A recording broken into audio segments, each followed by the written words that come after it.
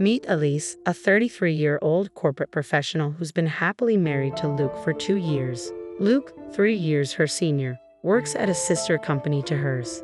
Since the beginning, they've been residing with his parents in a two-family home arrangement.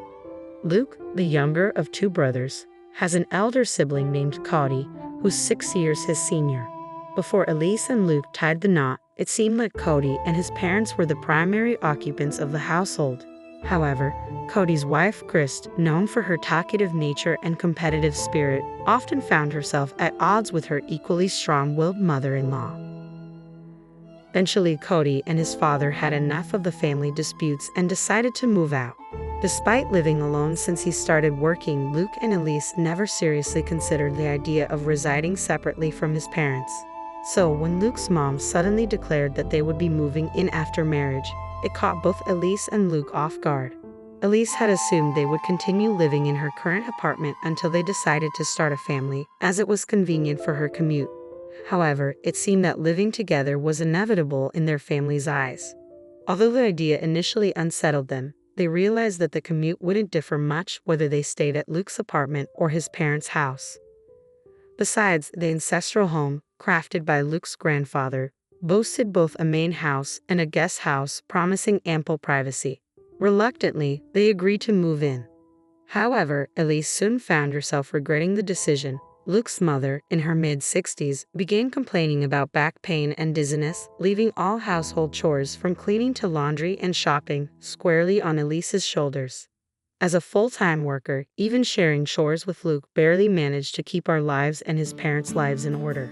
Then, an unexpected financial burden hit us. Firstly, the guest house needed serious renovations. Initially appearing livable from the outside, stepping in revealed a dire need for more than just patch jobs. The bathroom, kitchen, roof, floors, everything showed significant wear and tear. Yet it was our space, and naturally, we committed to paying for the renovations. What caught us off guard was when my mother-in-law demanded the same renovations for the main house upon seeing the newly refurbished guest house.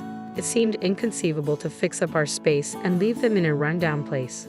However, we couldn't afford to do everything all at once.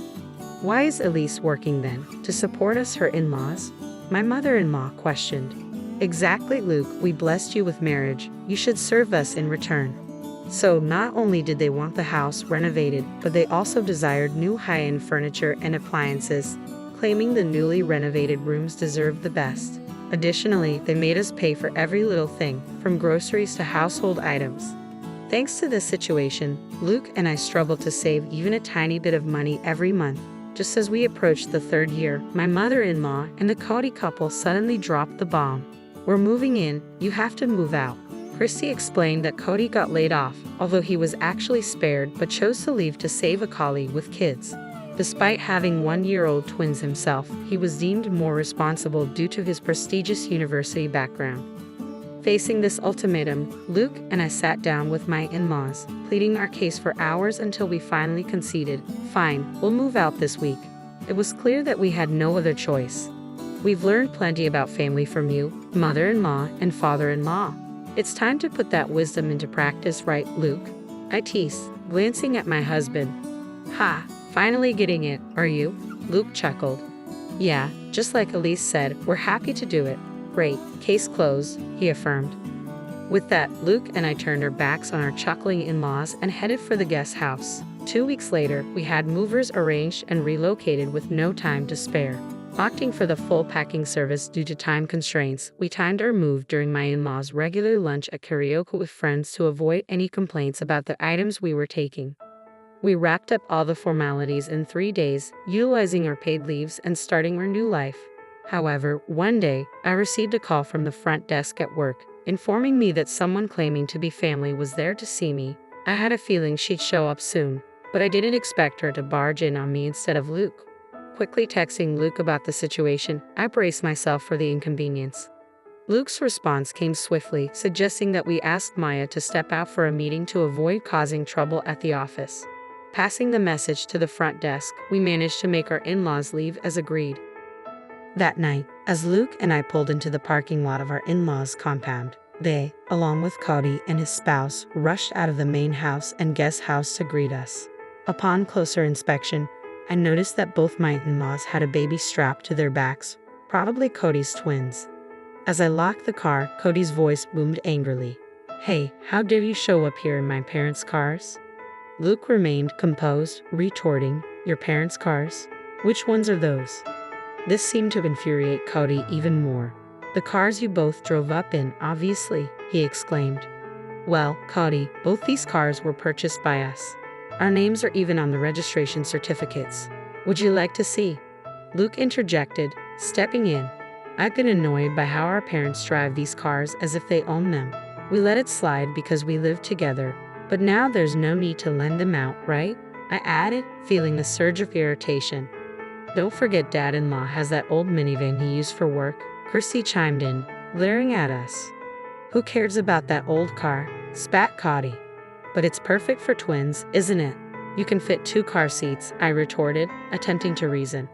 Our back and forth made our in-laws uncomfortable. After seeing Cody receive a talking to about the cars, they jumped in. "What about the furniture and the appliances? Taking them while we're away? That's stealing, not just from the main house, but also from the guest house," Cody argued. "Yes, Cody and I can't live without those," Chrissy added. "Why would we have to leave them? Look, I get what you're saying. We're using the guest house anyway. But there's no reason to dip into the main house too," Luke reasoned. "Why isn't that stuff we all pitched in for?" I asked, trying to understand their logic. "Such arrogance. Even so, once you gave it, it's ours," father-in-law fired back. "Whoa, hold on. We never gave you anything. We just lent it. There's no memory of us ever saying we're giving it to you, and there's no transfer of ownership on paper," Luke countered, shocking both our in-laws. "We were living together, so we lent stuff as a courtesy. Now that we're living separately, why would we keep lending you things? We just took back what's ours. Is that a problem?" Luke continued, exchanging smiles with me. "Well, we have washing machines and fridges too. You don't need 2 of each, do you?" they argued. "Exactly, so why not lend it to us again? Wherever you've moved, stuffing everything into a small space will just make it even more cramped," Luke concluded. We exchanged grins, acknowledging our cramped living situation. "True, we're pretty packed right now," I admitted. "Absolutely, it's a tight fit," Luke agreed. Chrissy began, "In that case." But we cut her off. "Remember, it's a storage room, so it's supposed to be cramped," I chuckled. "Exactly. Until the official contract is done, this is how it has to be," Luke concluded.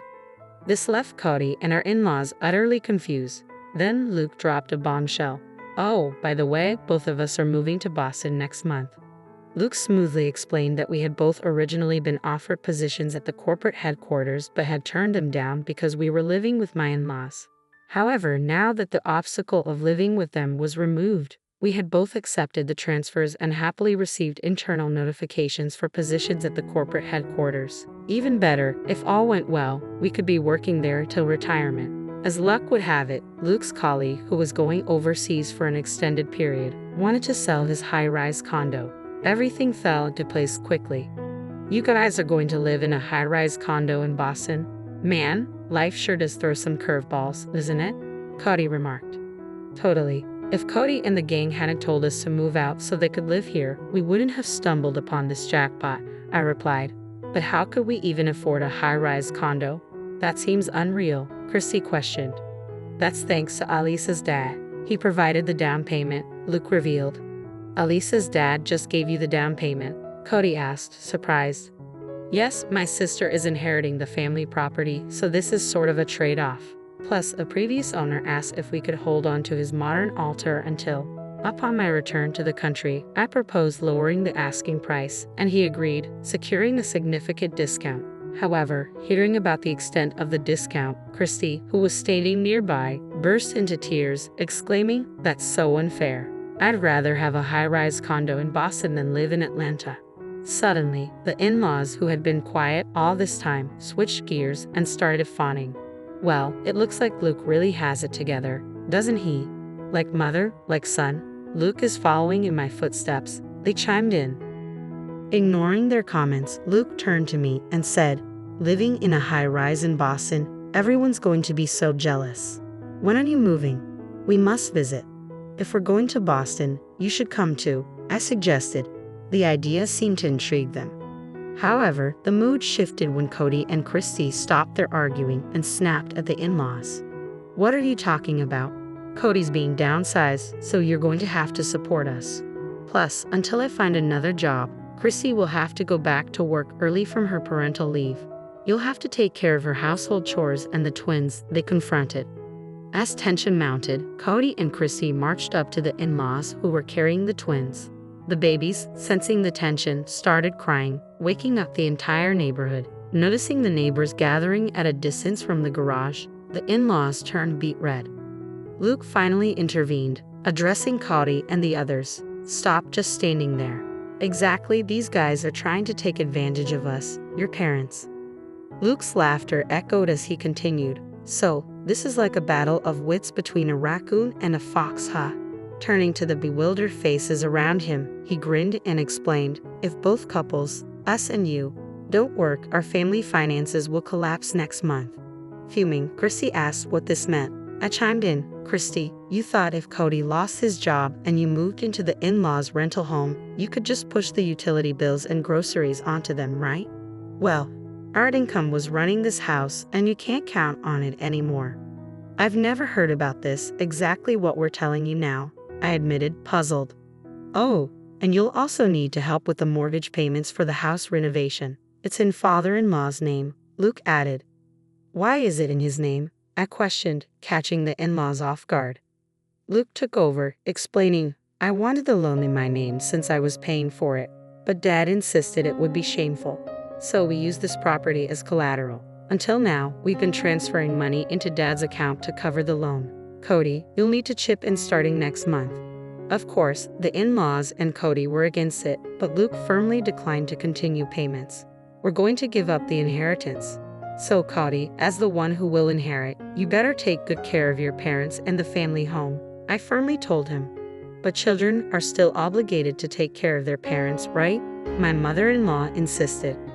Luke brushed it off, saying, "Well, considering we've been covering your living expenses and loan payments for the past 2 years, I'd say that pretty much balances out any future caregiving costs I'd have as a son, don't you think? Let's go home, love," Luke said, looking at me.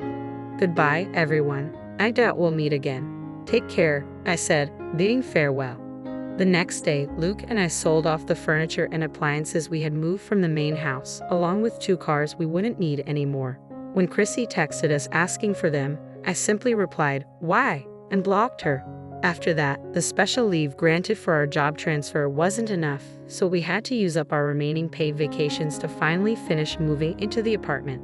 Buying the high-rise condo would take more time, so for the first year, we decided to rent, thanks to the generosity of my boss who owns the place. As the weekend arrived, bringing a bit of calm after the storm of recent days, we gazed at the city lights, and Luke broke the silence. "I know I've been a hassle this time, but thanks for sticking with me," I said, feeling grateful for Luke's patience. "What's with the formal tone all of a sudden?" Luke joked, but then his expression turned serious. "When we first got married and the idea of living together came up, I should have thought things through. But back then, I was just happy you chose me over Cody, who I'd been compared to since we were kids." He continued, reflecting on how we had mindlessly followed his parents' wishes until they told us to move out to make room for Cody and his family due to the company restructuring. It struck me, how could they say that after being such a burden on us financially and otherwise? Luke wondered aloud. "And then I thought about how much your parents must worry about you given your situation." He explained that he sent an apology email to my parents, and their response was heartening. "If we promise to make our daughter happy in the future, the past can be forgiven." Encouraged by this, when they discussed the down payment, they lent it to us without a hitch. Luke made a promise to do everything in his power to protect our life together, just the 2 of us and our future children, if we were blessed to have them. However, on the other hand, it seemed my in-laws were struggling. Despite pulling from their retirement income, they could barely afford the loan for the home renovation. With Cody's attempts to find new employment proving futile, they were forced to make do with Christy's salary now that she had returned to work. Arguments were frequent, often loud enough to hear outside the house.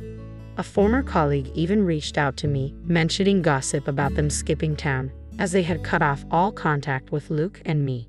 They even resorted to reaching out to my parents, but my dad immediately changed his phone number, seeing it as a small but significant step, given how they had belittled my family and neglected pre-marriage courtesies. Now, they had almost no way to get in touch with us. What goes around comes around, I mused.